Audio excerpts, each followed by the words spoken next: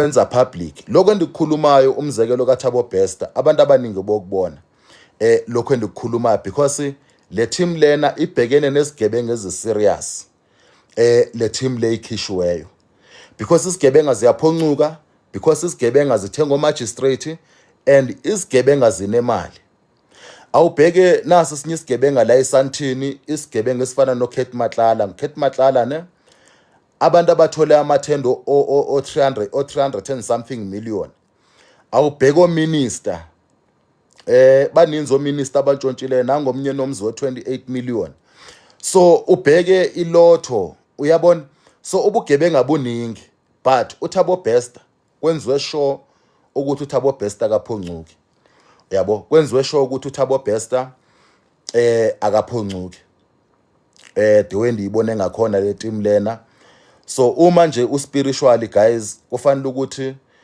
abantu befuna okanye mhlawumbe lesi abakulo Thabo Bester or abakulo Nandipha bethi bafuna umuntu ospiritually kufanele ukuthi ufune oyena umuntu ostrong ungafuni nje umuntu ozothi hayi mina ndifuna impahla zika Thabo Bester mina ngayisebenza ngomthando iphele eyanto bafowethu is too much indaba kaThabo Bester ithi ninrewind kancinci kwenzela ukuthi nenyanga enizobe niya kuyo nibe niyazi inyani ukuthi inyani ithi kusho ukuthi uThabo Bester guys ungulomuntu lona esingasho sithi uThabo Bester ungumuntu othweleyo so njengoba ke uThabo Bester ethwele kusho ukuthi kune sacrifice ekwakumele ukuthi uyenzile uyabona kune sacrifice ekwakumele ukuthi uyenzile wathini wangayenzi le sacrifice waloko exelela ukuthi amakenza sacrifice until uThabo Bester ebanjwa indaba kaThabo Bester spiritual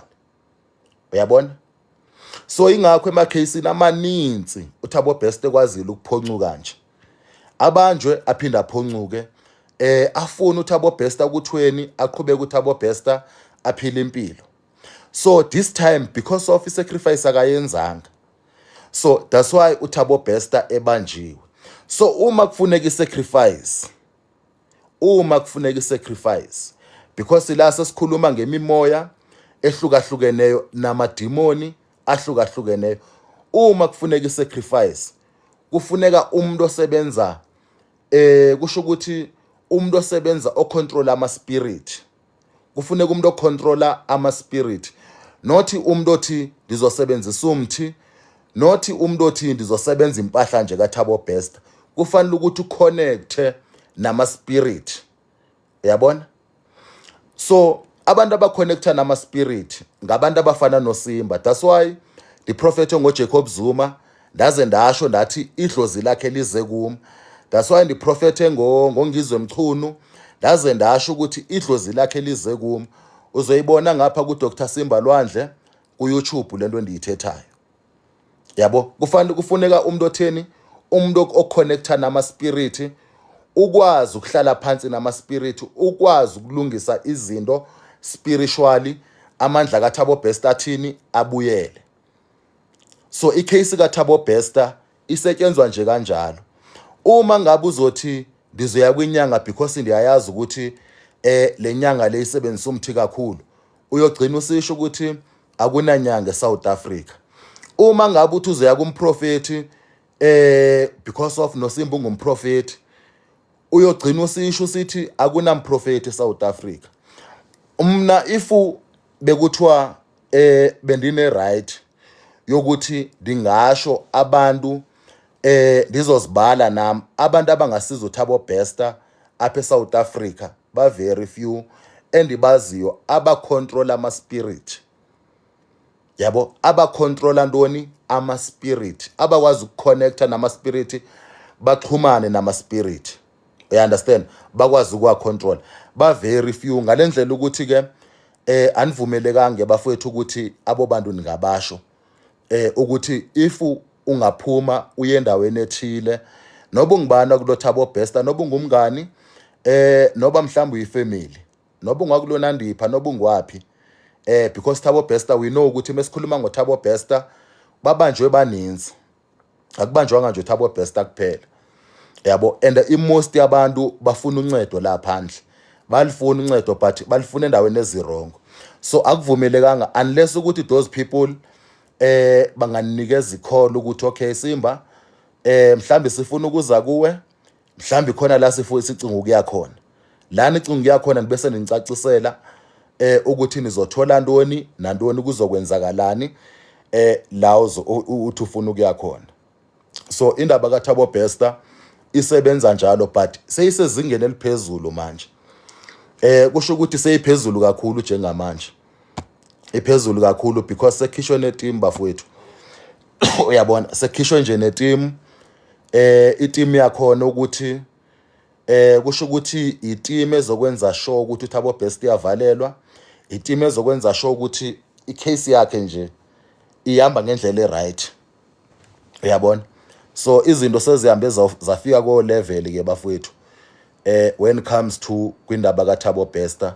Ndithi abantu nibacacisele ngalento kaBester because ndiyibonile bafowethu ayikho into engajike. Ngixolisa nje ukuthi nineflu bafowethu ivoice yami ndithi namkelekile nonke ningena ndiyanibona bafowethu niyangena.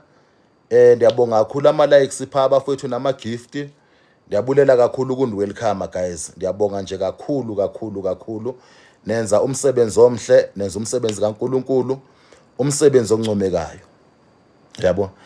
So kusazoshuba kakhulu ke bafowethu ndibiye manje ngamandla. Almost account zami mhlambi ziyi5 or is more than 5. Account zami sezibheniwe nguTikTok but ngoku ndibiye ngamandla guys. Ndibiye ngamandla. Ibhangela lisenamandla ngendlela esisimanga.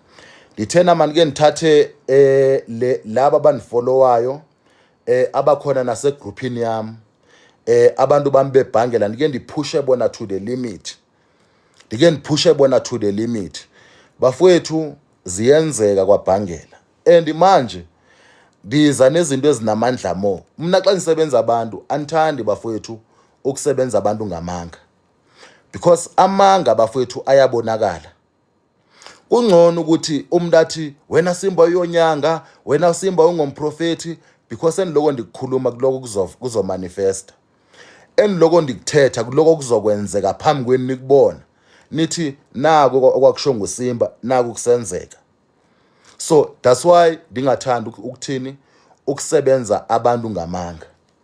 Uyabo anisebenza abantu ngamanga bafowethu. So kwibhangela izinto ziyenzeka bafowethu.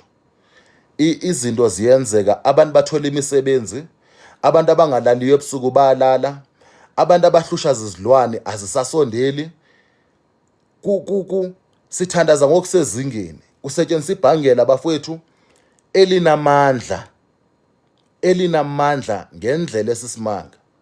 So kuningi kakhulu okwenzakalayo, imisebenzi abantu bayithola, ipromotion abantu bazithole, abantu amabhizinisi ahamba kakuhle. Inhlanhla zabantu ziphakamile. So intoni ngamandla webhangela. Ngamandla webhangela. So ibhangela seniliphushile ngendlela ebenifuna ukuliphusha ngalo. So manje sekumele ukuthi ndibuye namandla abantu abawafunayo. So ukumuva kwaSimba ke bafowethu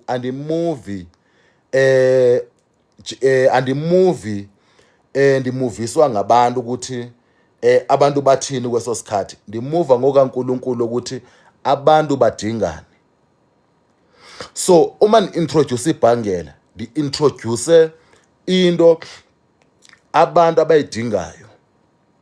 Yabo, di-introduce into abantu abayidingayo, abanamabhizinisi, abagulayo, abathakathiweyo, abantu ababoshiweyo, abantu abafuna ukubulawa, abantu abajike emathuneni, abajike bafethu ekufeni. Andisho ukuthi uye wafa wavuka, kodwa bekumele ukuthi abanye bafile before belanda ibhangela kimi. Yabo, bekumele ukuthi bafile but ngokuthola ibhangela yasinda imiphefumulo yabo. So ibhangela, that's how powerful. Lento lena ispiritually, lento le inamandla bafowethu. So nibuyile ukuthi ndizoninikeza izinto enizidingayo. So uNkulunkulu uloku eniphakamisa bafowethu ukuthi ndininikeze izinto enizifunayo. So nami ngizoninikeza guys izinto enizifunayo. So ndibonge kakhulu guys, abantu bayancoma kakhulu egroupini, sibaningi kakhulu egroupini bafowethu, sibaningi ngendlela esisimanga. So sibonge kakhulu guys, mina nimuva ngokaNkulunkulu bafowethu, andimuvi nje ngokwabantu ukuthi abantu bathi hayi bathini, because umuntu uyajika. Yabo, uNkulunkulu uma esithi abantu bami njengamanje badinga kanje, uNkulunkulu sebone wonke umuntu emhlabeni. uNkulunkulu sebone wonke umuntu emhlabeni, uyazi ukuthi ubani udingani, ubani udingani. So siyabonga kakhulu bafowethu, niqhubeke nomsebenzi omhle. So endikubonga kakhulu, ibhangela ndiliqale ngo-2024 October. Uma niqala ibhangela guys, ndilinikeza abantu balithathile from October until today. Abantu belithatha ibhangela, and nabalithathe ngo-October basesekhona egroupini. Most yabo sikhona, siyaqhubeka senza imikhuba eyasegroupini, because anifuni bafowethu abantu abazoshekela ngaphandle thina xa siphumelela. Anifuni abantu abazoshekela ngaphandle uma thina uNkulunkulu esibusisa. Ugcina usithi hayi uNkulunkulu kaSimba akekho. Kungcono uthi uNkulunkulu kaSimba akekho, kodwa kube kunabantu abashoyo ukuthi uNkulunkulu kaSimba ukhona. Uyabona? So mina yinto enijabulisayo mina. Abantu abashoyo ukuthi hayi uNkulunkulu kaSimba ukhona, mina ndimbonile ndenzela u1 endenzela u2. Ngumsebenzi wami ukuthi abantu bafakaze ngoNkulunkulu, bafakaze ngedlozi, bafakaze guys ukuthi mina ndiboneni kwaSimba. Nje ngumsebenzi wami. Yabona? So ukuthi oversee, ukuthi useSouth Africa, mina ndiyabasiza nje abantu aba-oversea, ndiyabasiza abantu abase-South Africa. Umuntu osuke ethi yena ufuna ukusizwa. Yabona ke guys. So ndiyabonga kakhulu welcome abafethu namhlanje. Beningacinganga nje ukuthi nami nje hayi, ndiyabonga kakhulu welcome guys, ndiyabonga kakhulu. Hayi ndibuyile manje, ndikhona futhi ndilana ukuzohlala. Anikholana ukuzodlala bafethu. Mna ungabona abanye abantu mhlawumbe kanye benganifuni. Abantu abanifuni abanye because bayazi ukuthi ndinceda abantu ngokwenyani. Abantu abanifuna imost yabo nje because bayazi ukuthi uSimba unceda abantu ngokwenyani. So ndizoqhubeka bafethu ndinilwele, ndizoqhubeka ndinisize. Umsebenzi wami ukuthi ndinilwele, ukuthi ndinisize. Ungathi impilo yakho meyimile endaweni eyi1 ube sohlala urelax. Uma uthi hayi oSimba bathwele, oSimba disi. Uma ngabe oSimba bethwele, wena waye ungathwali. Uyabona? So izinto zinjalo, mina nisebenza uNkulunkulu, nisebenza ngedlozi bafethu. That's how I work guys. Thi nihlale kakuhle. That's how nje I work.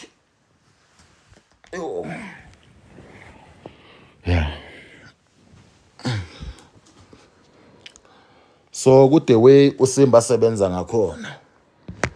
Kude way uSimba sebenza ngakhona. Hayi nikhona guys. Sibonge nje kakhulu bafethu, sibonge kakhulu. La nikhona nje guys, ngiseseCarltonville. Inamba yami ayikashintshi. Inamba yami ayikashintshi. Isathi 064 977 5263. Inamba yami ayikashintshi bafethu. Ebantwini abathi banifuna. Into emnandi ngoSimba, angeke uvume umuntu esithi umuntu mina uniqolile uSimba okosoza ukuthole guys. Hayi okosoza ukuthole bafethu. Ndisho naba sebekade bethunyelwa bagcina bevela. So izinto zinjalo ke bafethu. Sibonge nje kakhulu. Inamba yami ndiyiphinde futhi ithi 064 977 5263. Isizathu sokuthi ndisho inamba, kunabantu abandingayo abangaziyo ukuthi bonithola phi kanjani. So sisizathu sokuthi ndisho inamba. I know ukuthi abantu abaninzi bangathi oSimba ba-advertise umsebenzi wabo kwi-social media bagxeke bathini. ungcono ukuthi mina ngithethe ngebhange la Just Copper and iCopper yabasebenzela abantu. Uyabona? So ogxekayo kusho ukuthi lo agxekayo because ngenibone nenyanga zigxeke ezinye izangoma ezininzi zigxeka ama-influencer amaninzi endiwazi ukuthi azizangoma agxeke. Yabo, as long mina ndiyazi ukuthi abantu bahappy ngami endibasizileyo abantu futhi bancedakele. So ndijabuliswa nje gogo bafethu ngoba xa ifika iCopper abantu abaninzi khona la ku social media khona la ku live futhi kade abantu abaninzi besithi Simba ngeke isebenze iCopper yakho Simba wena uskema abantu Simba dis xa ngaba sebebona iproof abantu ukuthi nazi iproof abantu basholo bona ukuthi Simba usincede kanjani. Ndisho nabo overseas bayabonga bafethu, ndisho nalapha ekhaya South Africa bayabonga. Egroupini sibaningi sinamba engeke ngikwazi ukuyidalula ngo sibaningi kakhulu. Yabo, sibaningi kakhulu, sikhule kakhulu egroupini ngendlela esisimanga.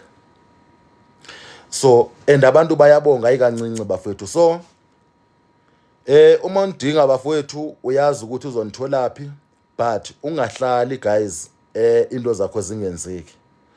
No, la ubeliever khona, if u believe kuSimba use right, if ukholwa kuSimba use right, la ubeliever khona hamba uyojonga impilo yakho la ukholwa khona. Ungathi xa ubona abaprofeti uthi bonke abaprofeti, ukhumbule ukuthi kunabaprofeti abasakhulayo, kunezangoma ezikhulayo, kunenyanga ezikhulayo. Yabo? So abantu baphiwe ngokuhlukahlukana, kusenabantu abasafuna ukuzithola empilweni.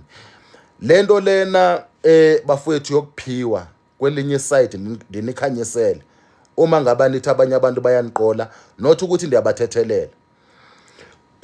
Lento lena eyokuphiwa iyafana guys nomuntu kukuba nestage empilweni la khona ufuna ukuzithola ukuthi ufunana empilweni, ufuna ukwenzani.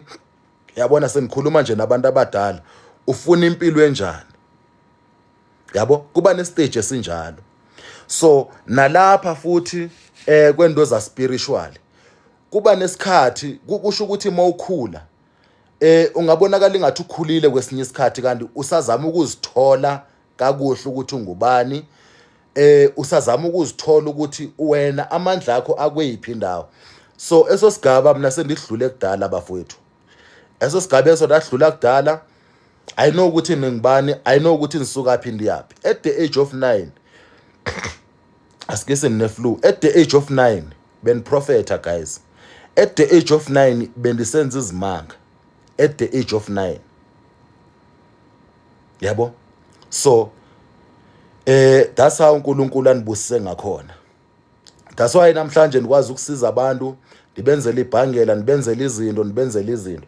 So I so wish ukuthi ngenye imini because of sengikhulile manje kakhulu ndike ndinikeze iphanyana encinci, intwanyana encane ukuthi ibhangela xa nisuke ndithetha ngama sacrifice ndithetha ukuthi njengoba ndilikhanda ngama rituals ndilikhanda kanjani, but nangona ngente ndinivezele yonke into ndinibonise nje phana pha khona abantu bazobona ukuthi why ibhengela lika Simba li special, why ibhengela lika Simba linamandla.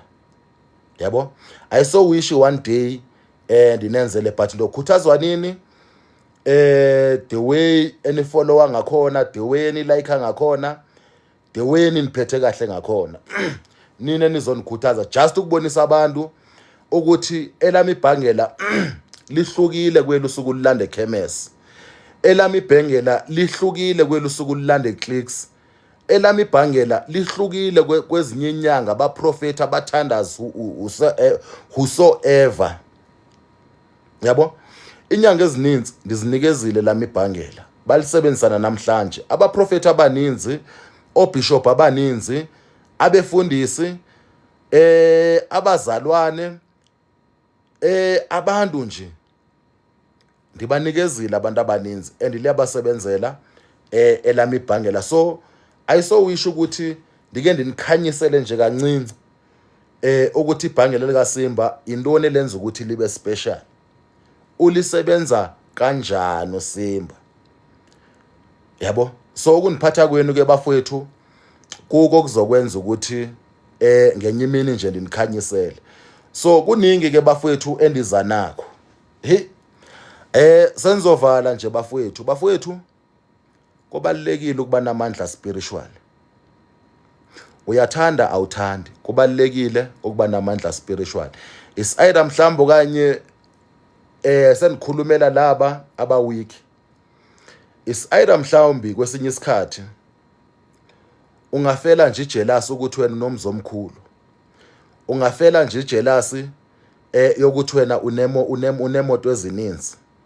Ungafela nje jealous yokuthi wena unemali eninzi. Kubalekile ukuthi ube spiritually, no matter ubelieve uphi, no matter ubelieve uphi uphinde ube physical.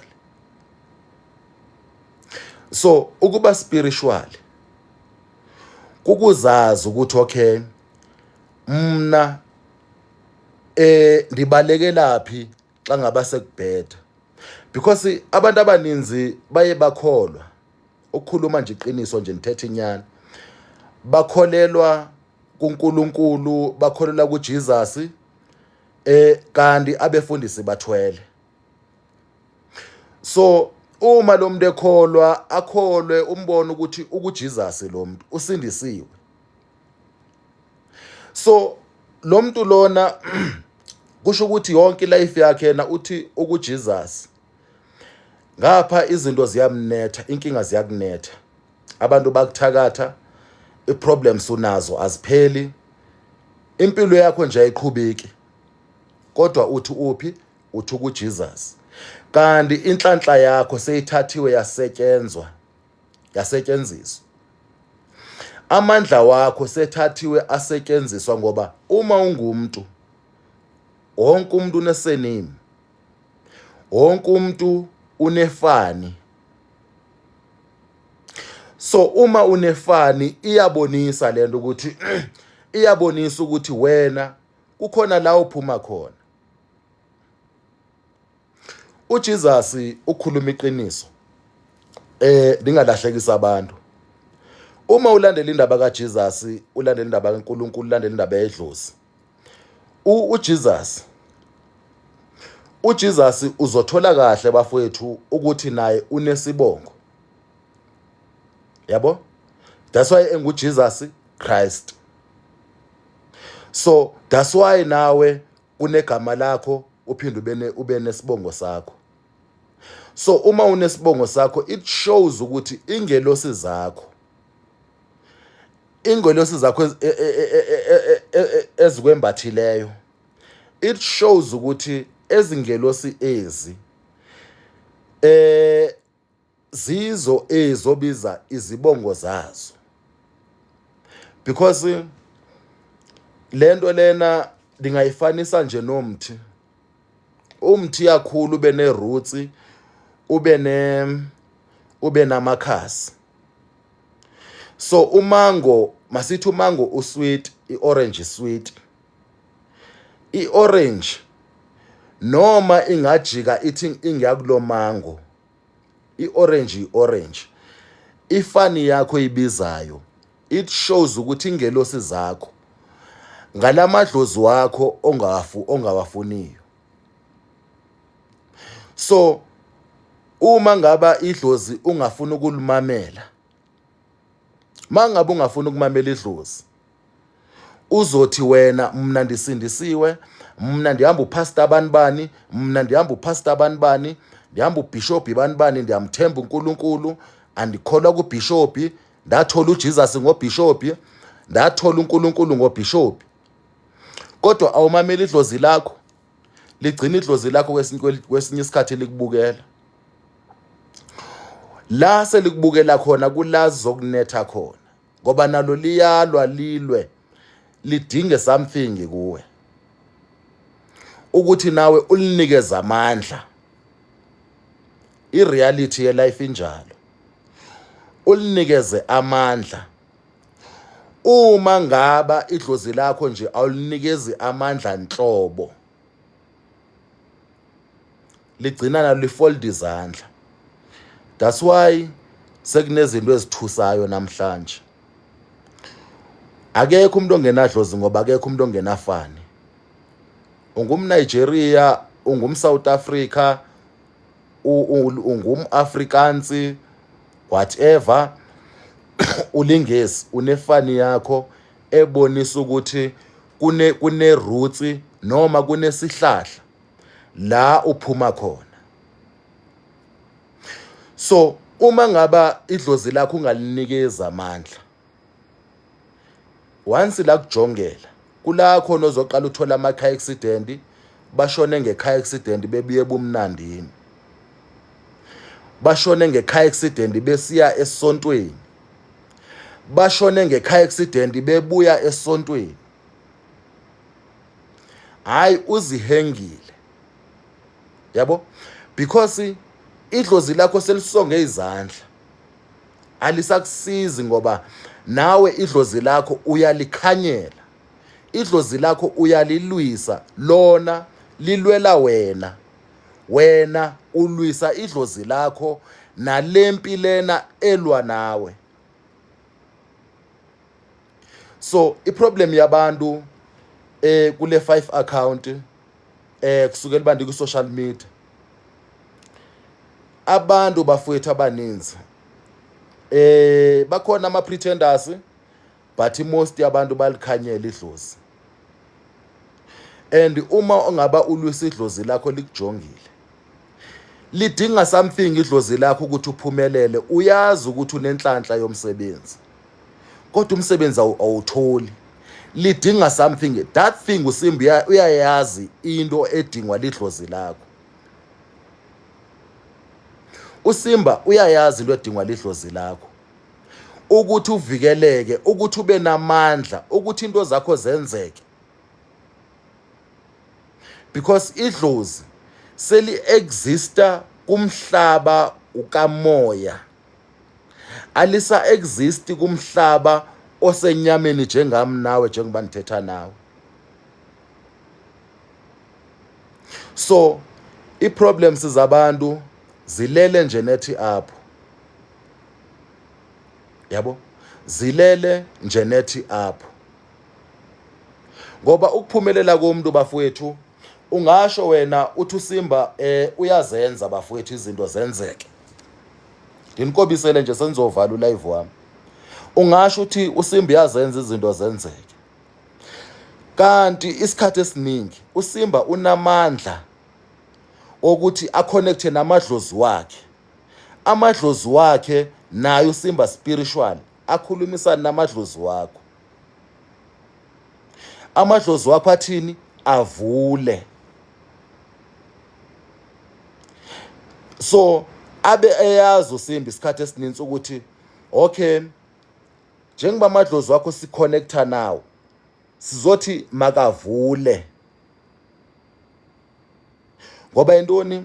Abathakathi, ingakho abantu abaninzi uzusho ukuthi indawo inabathakathi abastrong. Abathakathi amadlozi bayawathenga. Because intoni? Abathakathi nabo basebenza spiritual, yabo. Abathakathi nabo basebenza ngemimoya, ngezilwane, ngamadimoni. So that's why noma ungathi abantu bathi uthi usindisiwe, thola ukuthi impilo yakho udonsa nzima, uyahlupheka, uyaphila nje uyahlupheka, uvele abanye bashone kabuhlungu. Athi omnye uhlubukile, uthanda amantombazane kakhulu, sephumile kuNkulunkulu. So bafowethu, awubheka impilo yakho ime kuyiphi indawo. Bheka impilo yakho ukuthi ime kuyiphi indawo, yabo. Uzitshele nawe ukuthi yazi intoni, ngifuna ukuphakama, ngilungise impilo yami. Ngoba idlozi lakho kujonga ukuthi ngeyiphi into okwayenza uyenzela idlozi lakho. Into okwayenza nje uthi uyenzela idlozi lakho ngeyiphi, yabona. So guys, ngifuna ukubonga kakhulu isikhathi senu. Ndibonga kakhulu ukuthi nihlale nami bafowethu. La unithola khona ku YouTube uDr Simba Lwandle. Aniphakame bafowethu, niyeke ukugqilaza amadlozi wenu. Niyeke nje ukuthi ulwise idlozi lakho, ulwise uNkulunkulu. Ungasho ukuthi hayi ento sizibhilivayo azikho. Siprofetha kanjani izinto zenzeke? Because uSimba ukwazi ukuprofetha into eza ngoDisemba ka2025. uSimba ukwazi ukuprofetha uJuni ka2026 kusengo-August. Kusengo-August ka2025. Kuzi-21 namhlanje zika-August. Ndiprofethe ngento ezokwenzeka ngoJuni. Anikhathali ukuthi ngayama-politician, anikhathali ukuthi ngeyomhlaba, anikhathali uba ngeye-South Africa. Into enizoyibona. Because mina nikholwa mina ukuthi ubone uyi-1. Uma ufuna ukubona uyi-1, uniconsult efonini. Uma ufuna ukubona uyi-1, uza esigodlweni. Uma ndila kwi-social media isikhathi esininzi ngithanda ukuthetha ngezinto enizozibona nonke. Because into endiyilwisayo andifuni ukuthi eniqola abantu. Ngoba umuntu ngamprofethe eyi-1 la umenzela ifavor. Abantu abaninzi nibenzela ama-favor. Umuntu umenzela ifavor uthi hayi because of uxakekile ndiyakubona ukuthi lokhu ku live wami uyalayika wenzani. Awuthi ndikuphi isiprofetho osamahala. Mawuqeda ukumprofetha umuntu eyi-1 athi uSimba uqamba amanga, kodwa uyayazi nyani ukuthi lelephi, akafuni kulungisa omnye. Hayi uSimba bayadura, hayi uSimba disa. Uyabona? Isikhathi imali. Isikhathi nesikhathi nje yazi ukuthi imali. Ngoba nawe uzofuna usizo, ufuna ukuphumelela. Yabo? So impilo esesiyiphila namhlanje and engekho umprofeti eSouth Africa noma mhlawumbe umuntu ospiritually ongathi yena usiza abantu nje akafuna imali. Ngamanga umnikelo angawufuni kuqala. Anything eyabantu angayifuni. Akajonga ukuthi nyani ake nje angayifuni nje enhlobo. Ndisho noba ngathi umuntu ukuphathela umgubo ngo5 kg uthanda ufuni, u1 kg andufuni, ukuphathela isikhafuthina andisifuni. So oSimba ubona njengathi sibiza imali ku social media ukukhuluma inyani. First thina siyazi ukuthi siyazi ukuthi sine gift. Sinje ile gift yethu. Siphila kuma business, sine family, sinezinto ekumele sizinakekele, siyazenzela imali. Siyazenzela izinto. So uma ngaba uthatha isikhathi sakho nguSimba ukuthi uzo attend umuntu, kumele umuntu ayazi ukuthi naye uSimba uyayidinga imali. Kumele ukuthi umuntu ayazi naye ukuthi uSimba kuna something ekumele ayisacrifice, ngoba nasedlozini you sacrifice something. So mina senikhulumela mina ndingiSimba ukuthi ngicacisele abantu abaninzi. Yabo? Because seyigcwele kakhulu indaba ukuthi abaprofeti be-social media bathanda imali. Awubona uSimba bethengisa amabhengela. I-problem kwayi-sacrifice endiyenzayo, it cost a lot bafowethu from ephaketheni. So niyabona ama-politician adla imali, akunama-donation, akuna-donation la uSimba ayithola khona. Yabo? So izinto zisebenza njalo. I think imali ansara yonke into, ngoba yonke into bafethu iyathengwa ngo. Ngisho nomeshisi uyathengwa, ikhandlela liyathengwa, umthi uyathengwa ngoku. Izinto ezininzi ziyathengwa. Angeke untshele mina ukuthi ufuyile uthenganga. Ngabe uphiwe. Yabo? So usetshenzwa nzima empilweni. But siza abantu ngokweqiniso, ngoba abantu baxakekile bafowethu. Abantu baxakekile. So mina bafowethu kwelami side hayi anifuni mina guys ngeke ndidlale ngabantu. Eyo nje ngendiyenza kusukela at the age of 9 lisenza lo msebenzi akunanto entsha kuma. Angeke nje ndithi ndinexesha nje lokuthi indlale ngabantu eyokuthi wena uzosacrifice something kumu makuqeda ukuthi into zakho azenzeki. Yabo, as long usebenzisana noSimba kakuhle into zakho zizokwenzeka.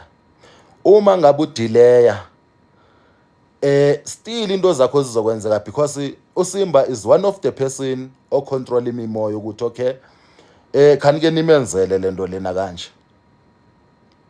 Ndingazange nje ndikubeka isandla, ndingazange futhi ndikuthandazele. Kodwa siqale sijonge inhliziyo yakho. So uNkulunkulu akunakwanto efihliweyo ngawe. That's why ndisho mina nabantu abeza kakubi kimi. Ndisho noba ngeza ngesmile eze right enjani, umuntu nimazi before ezoza kumba lo uzoza nyani. Ungathatha ifone undayele mina. NginguSimba, unifonele uthi Simba ndiyeza, ndizovumelana nawe. Okay, ndibe ndiyazi ukuthi awuzi. So uSimba ke guys usebenza nje kanjalo. Usebenza kanjalo. Live uninikeza 4 minutes ukuthi live uzophela. Uninikeza nje only 4 minutes from now. Mina ungathatha ifone unifonele mina. Umuntu ozoza nyani ufika iproblem yakho sendiyazi yonke. Ufika sendikwazi nokuthi uphuma phi. Ufika sendikwazi wonke. Ndisho noba ungafona usendleleni. Uthi mina Simba ndisho ukuthi mina ekhaya eVenda ukwazi, ekhaya eSwazini ukwazi. Ufika sendisazi ngisho negceke ophuma kulo nokuthi nala uphuma khona kwenzakalani. That's how powerful uSimba powerful ngakhona. That's why uthi usaplana ukuthi uSimba ndifuna ukumenza kanje or ndifuna ukwenza kanje. uSimba already uyayazi. So into uNkulunkulu anikeze yona nedlozi lami. Ofisho kuzingelo sizami. Yabo? So bafowethu bangamkhanyela uNkulunkulu, bangakuthetha abakuthethayo nangedlozi. Kodwa ukhumbule ukuthi la ukhona usenesenimi. La ukhona usenesenimi. And I think uElon Musk uzamile ukuthi ashintshe igama lomntanakhe njengoba libiza njenge number plate embiza ongathi number plate umntanakhe. So kuyafana ngoba at the end iroots zalomntana kwayigazi lakhe liyasho ukuthi uphumaphi. Yabo? Liyasho ukuthi kwayigazi lakhe uphumaphi. Yabo? So mase ukhanyela ingelosi zethu kangakho ngoba ngezinye izinto, ngoba ngoku idlozi ulikhanyele mase uya kulo uya pretend. Idlozi already lazi yonke into. Khumbula ukuthi lo muntu ebephysical ethola ama problems njengami nawe. Ngoku lo muntu sespiritually unamandla wonke. Yabo? Unamandla wonke lo muntu. So izinto zinjalo bafowethu. Izinto zinjalo. So guys, abantu abaninzi basazohlabeka nonixolela bafowethu. Ndibiye ngopart 2, ndibiye kabuhlungu kakhulu. Ndibiye kabuhlungu kakhulu ngoba kahle kahle mina into endiyifunayo abantu bavuleke amehlo, abantu bavuleke umqondo, abantu bazibona ukuthi, abantu babone ukuthi uNkulunkulu ukhona, uNkulunkulu uyaphila, idlozi likhona, idlozi liyaphila. Ingakho ndiye ndaphatha isiprofeto ngoEnigma ndathi uNkulunkulu kwatile, hambi yosijonga sigcwele kakhulu, abantu basishareile ko YouTube nala ku TikTok ngicabanga ukuthi sikhona. Isiprofeto endasiphathela uEnigma la khona benzisho ukuthi uNkulunkulu ukwatile, ukwatela uEnigma kwangapheli ngisho no 30 days. So uNkulunkulu labulakala kaNkulunkulu seliqala selibonakala phi kuEnigma.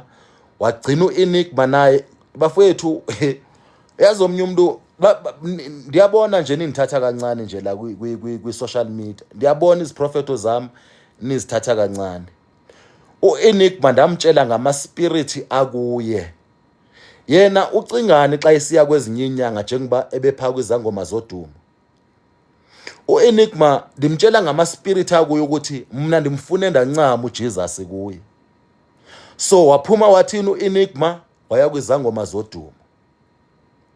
So u-Enigma after wabe sesithi isondo lakhe kumotha ebecawa kuye, ngumotho or ngumotho lo becawa kuye umyekile.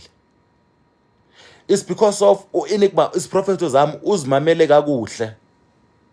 Uzimamele kahle u-Enigma ukuthi usinethe uSimba uthini. Siyabonga kakhulu.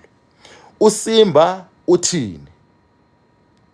Because u-Enigma uthe mefika wakhuluma ngoJesus from South Africa to international, beyisaziwa into ukuthi u-Enigma uthi uJesu athi. So uma ngaba sendim-explainela sebona yonke into, because into ezininzi ndizikhiphile ngo-Enigma ethi uzifihlile. Mna ndiye ndifune le nto le usuke uthi uyifihlile, ngoba inkinga zabantu zifihlakele. Isilwane esigqilazayo sizifihlile.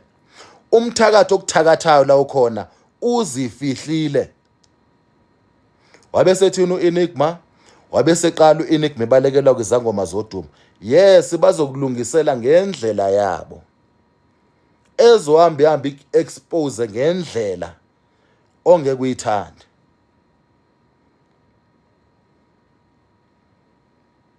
Yabo, ngendlela ongeke uyithande. So ngezinye zezinto ezenzakala, because abantu bathini? Abantu bayanyatsa. Abantu bathatha izinto kancane ukuthi ndifuna lokho okusheshayo.